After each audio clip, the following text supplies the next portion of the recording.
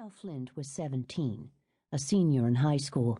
He had long fingers and broken nails, and he lisped certain words. He didn't play sports, and he didn't have a car or a part-time job, and his clothes were always wrinkled. His skin was pale, and his mustache was so blonde it was nearly invisible. Darnell's father was a burly, flat-faced man who drove a Coca-Cola truck for a living. He was extremely religious, and he filled his house with wood plaques and metalwork and mirrors with Old Testament quotations that he had hand-painted on them. While he was at work, Mrs. Flint drank whiskey from iced tea glasses and sat in her Florida room in her pink housecoat, talking on the telephone. The month before the rape had been the happiest time in Alexandra's life. She and her parents had vacationed in North Florida at a beachfront village named Seagrove, where there were dunes and sea oats and miles of white sand.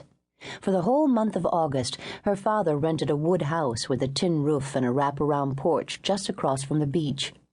The house was painted pale yellow and had white trim. The days were long and hot, and she and her dad spent several hours each day building a sandcastle beside the still waters of the Gulf. While her mother looked on, the two of them constructed it on a part of the beach where hardly anyone walked, far enough from the gentle slap of the surf so that her father claimed the castle would survive at least 1,000 years. They worked on it all month, minarets and moats and towers, and a complex system of escape tunnels beneath the castle walls. She collected twisted pieces of driftwood to use as barricades and placed them strategically just beyond the moats. Her father christened Alexandra Princess of the Sugary Sands and declared the sandcastle her official palace. In the cool of the late afternoons, her parents took long walks down the beach, holding hands, leaving her to add new features to the sandcastle.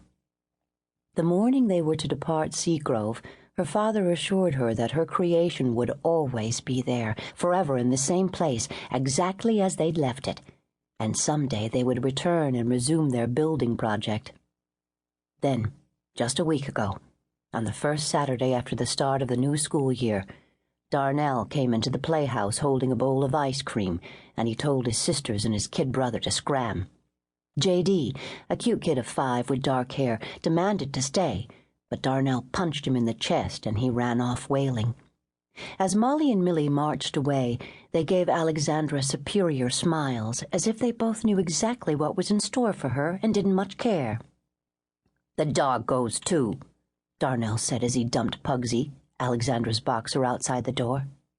While Pugsy scratched at the plywood door, Darnell held out the dish of Neapolitan ice cream to Alexandra. The dish was green.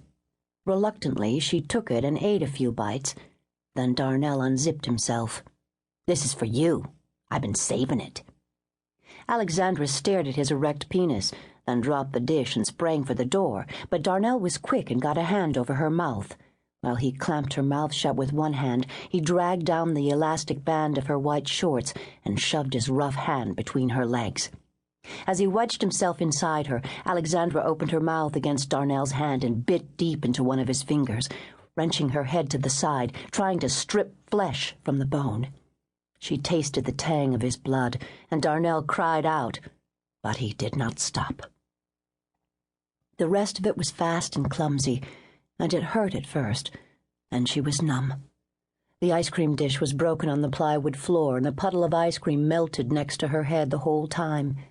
As Darnell rose up on straightened arms and began to groan, she turned her head to the side and her gaze fell on the playhouse mirror, where she and the Flint sisters had made their first experiments with makeup. Mr. Flint had inscribed a passage from the 23rd Psalm across the top of the mirror. With her eyes blurred, Alexandra stared at the mirror, and for a second she thought she saw the outline of someone's face. But when she blinked her eyes, the apparition had vanished. As Darnell worked to his climax, she turned her head away and let the scripture run through her mind, a quieting refrain. "Yea, though I walk through the valley of the shadow of death, I will fear no evil." Finally, Darnell rolled away and lay panting for several moments. Then he told her that from this moment onward, he and Alexandra were engaged, which meant he had the right to kill her if she violated their sacred oath of silence. She said nothing to her parents. Her father was a police officer, and she was afraid he would explode and kill someone.